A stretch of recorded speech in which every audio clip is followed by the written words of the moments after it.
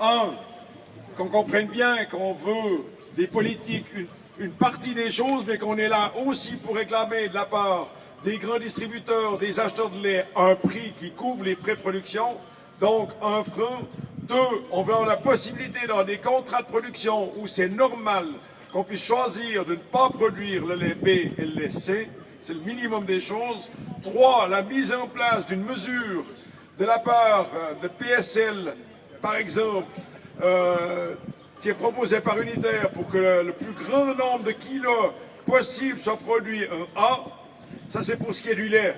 Pour ce qui est des céréales, 1 franc le kilo pour les céréales panifiables, parce que c'est assez rigolo, parce que quand on vous parle du lait, on vous dit qu'on ne peut pas produire parce que les prix à la vente sont trop bas, donc on en a peine à vous le payer. Puis quand on parle des céréales, quand on voit le prix du pain, qu'on est à des 6 francs le kilo de pain, on arrive très bien à payer 1 franc le kilo de céréales panifiables. Là, ça pose un problème dans l'autre sens. On nous demande si vraiment on en a besoin.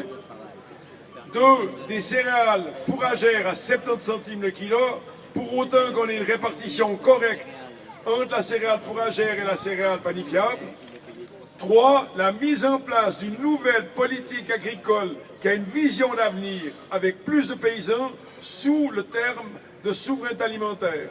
Mais pas employer le terme de souveraineté alimentaire pour une vision de l'agriculture comme on la voit maintenant, qui est soumise à tous les accords OMC. Je vous rappelle qu'il y a un deuxième point qui est important dans la vision de la souveraineté alimentaire par Via Campesina, c'est que justement, on n'est pas soumis aux accords qui ont déjà été faits. On peut les dénoncer. Ça, c'est quelque chose d'important.